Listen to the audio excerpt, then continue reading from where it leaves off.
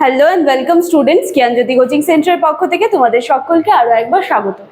এর আগের দিনের ক্লাসে কিন্তু আমি সংকীর্ণ অর্থে শিক্ষা এবং বৃহৎ অর্থে শিক্ষা এই নিয়ে কিন্তু আমি ডিটেলস আলোচনা করেছিলাম এবং তোমাদের বলেছিলাম যে পরের দিন যেদিন আমার ভিডিও আসবে সেই ভিডিওটা কিন্তু সংকীর্ণ অর্থে শিক্ষা এবং বৃহৎ অর্থে শিক্ষা এই দুটোর মধ্যে যে পার্থক্য আছে সেটা নিয়েই কিন্তু আমার ভিডিও আসবে এবং সেই মতোই কিন্তু আজকে আমার আলোচনার বিষয় এটাই রয়েছে। সংকীর্ণ অর্থে শিক্ষা ও ব্যাপক অর্থে শিক্ষা এই দুটার মধ্যে কিন্তু পার্থক্য যেটা আছে সেটাই কিন্তু আজকে আমি আলোচনা করব। ঠিক আছে, আচ্ছা, এবার তোমাদের টেক্সট বইতে দেওয়া আছে যে সংকীর্ণ অর্থে শিক্ষা এবং ব্যাপক অর্থে শিক্ষাকে যে মানে এই মানে শিক্ষার যে এই যে দু রকমের অর্থ যে পাই, এইটাকে যে এদের দুজনের মধ্যে যে আমি পার্থক্য করব, কিন্তু কোন কোন জিনিসের ওপর বা কোন কোন বিষয়ের ওপর, জিনিস বলাটা ভুল হবে, কোন কোন বিষয়ের ওপর আমি এদের দুজনের মধ্যে পার্থক্য করব সেই বিষয়গুলো কিন্তু তোমাদের বইয়ে দেওয়া আছে এবং সেই মতোই কিন্তু আমি এখানে তুলেছি। ঠিক আছে, আচ্ছা চলো আর কথা না বাড়িয়ে আজকের যে ক্লাস আছে সেটা আমি শুরু করছি। দেখো সবার প্রথমে আছে কিন্তু অর্থ। ঠিক আছে, প্রথমে আমি সংকীর্ণ অর্থেটা বলবো, তারপরে কিন্তু আমি ব্যাপক অর্থেটা বলবো। তো তাহলে অর্থর দিক থেকে যদি সংকীর্ণ অর্থে শিক্ষা বলতে হয় তাহলে আমাকে বোঝা যায়, মানে আমরা বলতে পারি যে সংকীর্ণ অর্থে শিক্ষায় কিন্তু এখানে শিক্ষকের নির্দেশনা, পুস্তকের জ্ঞানের মাধ্যমে কিন্তু কিছু যে দক্ষতাগুলো আছে সেই কৌশল আয়ত্তের শিক্ষা, মানে আমি যেটা বলেছিলাম যে পুঁথিগত শিক্ষা বা বিদ্যালয় কেন্দ্রিক শিক্ষা। ঠিক আছে, এই অর্থে।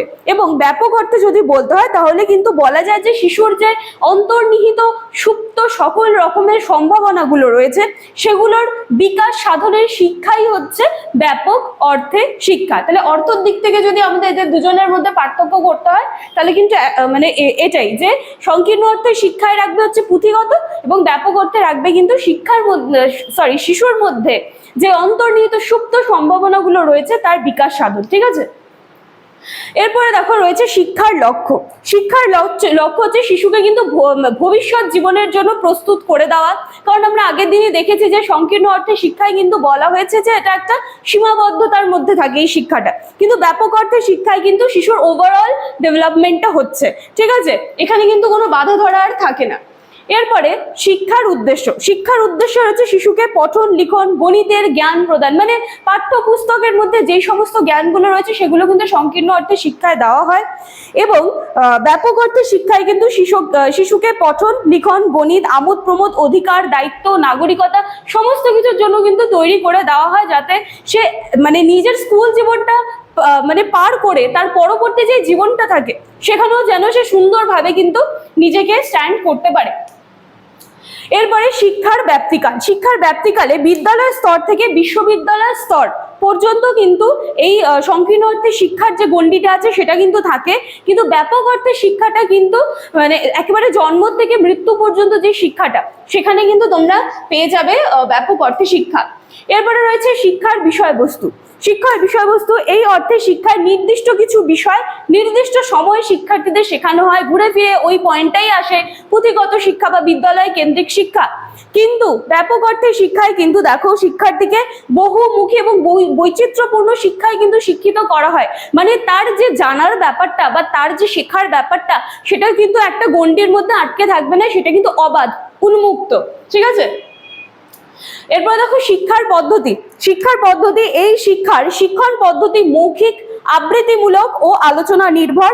এবং ব্যাপক অর্থে শিক্ষা তোমাদের টেক্সট বইতে যেভাবে দেওয়া আছে সেখানে দেওয়া আছে যে এই শিক্ষায় শিক্ষার্থীর মানসিক সক্রিয়তা আত্মপ্রচেষ্টা এবং কর্মের মাধ্যমেই কিন্তু শিক্ষা লাভ যে ব্যাপারটা আছে সেটা কিন্তু দেওয়া আছে।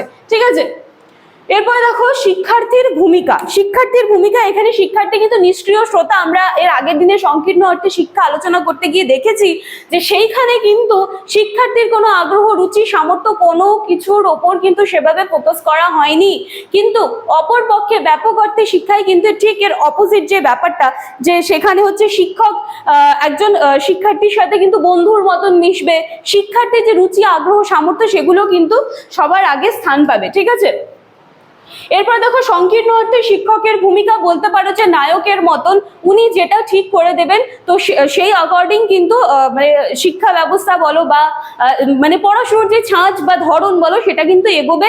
কিন্তু ব্যাপক অর্থে শিক্ষায় কিন্তু মানে সেখানে শিক্ষক বন্ধুর মতো শিক্ষার্থীদের সাথে আচরণ করবে এবং সেখানে কিন্তু শিক্ষার্থীকে বেশি প্রায়োরিটি দেওয়া হয়, ঠিক আছে, তার রুচি আগ্রহ সামর্থ্য অনুযায়ী। এবং এই পাশে রয়েছে শিক্ষায় শৃঙ্খলা। এখানে বলা হয়েছে যে শিক্ষার বাহ্যিক শৃঙ্খলা পুরস্কার তিরস্কারের দ্বারা কিন্তু শৃঙ্খলা নিয়ন্ত্রিত হয়। তার মানে কি, গণ্ডিবদ্ধ একটা শিক্ষা, বিদ্যালয়ের শিক্ষা, মহাবিদ্যালয়, বিশ্ববিদ্যালয় সব জায়গায় তো আমরা দেখেছি যে রেজাল্টের একটা ব্যাপার থাকে, বা দেখো যে ক্লাসে পড়া না পারলে নানান ধরনের পানিশমেন্ট দেওয়া হয়, তো এই সমস্ত কিছুই রয়েছে। এবং শিক্ষা শৃঙ্খলায় ব্যাপক অর্থে বলা হচ্ছে যে এই শিক্ষা সংস্থাগুলি হলো প্রকৃতি, পরিবার, শিক্ষা প্রতিষ্ঠান, গণমাধ্যম, সামাজিক সংস্থা। মানে যত মানে কি বলবো উন্মুক্ত ব্যাপারগুলো রয়েছে সব কিন্তু আমরা ওই শিক্ষার ব্যাপক অর্থেই খুঁজে পাই। এরপর রয়েছে শিক্ষায় সংস্থা। সংকীর্ণ অর্থে দেখা যায় যে বিদ্যালয়, মহাবিদ্যালয়, বিশ্ববিদ্যালয়, পরিবার, মাদ্রাসা এই সমস্ত কিন্তু সংকীর্ণ অর্থে শিক্ষায় আসছে। এবং ব্যাপক অর্থে শিক্ষায় কিন্তু প্রকৃতি, পরিবার, শিক্ষার প্রতিষ্ঠান, গণমাধ্যম, সামাজিক সংস্থা এই সমস্ত কিছুই কিন্তু ব্যাপক অর্থে শিক্ষায় আসছে। তাহলে এর সাথে সাথে কিন্তু আজকে আমার যে আলোচনার বিষয় ছিল সেটাও শেষ হচ্ছে। এবং দেখো আমি সর্বোপরি একটা কথা তোমাদের সবসময় বলতে চাই যে পুরো বিষয়টাকে বুঝে নাও। পুরো বিষয়টা যখন ক্লিয়ার হবে নিজের থেকেই দেখা যাচ্ছে যে পয়েন্টস বার করে করে তোমরা পার্থক্য তৈরি করতে পারছো। এত কিছুতে না গিয়ে সবার আগে ক্লিয়ার করো সংকীর্ণ মানে কি, খুব ছোট গণ্ডির মধ্যে আবদ্ধ একটা শিক্ষা, ব্যাপক মানে কি একেবারে খোলামেলা উন্মুক্ত শিক্ষা, যেখানে আমরা কিন্তু নিজেদেরকে সমাজের উপযোগী যেভাবে গড়ে তুলতে পারি সেই শিক্ষা কিন্তু আমরা পাই। তো এই ছিল আজকের ক্লাস। আশা করছি ক্লাসটি তোমাদের ভালো লাগলো। ভালো লাগলে লাইক, কমেন্ট, শেয়ার, সাবস্ক্রাইবের আশা রাখলাম। দেখা হচ্ছে নেক্সট দিনের ক্লাসে। Thank you.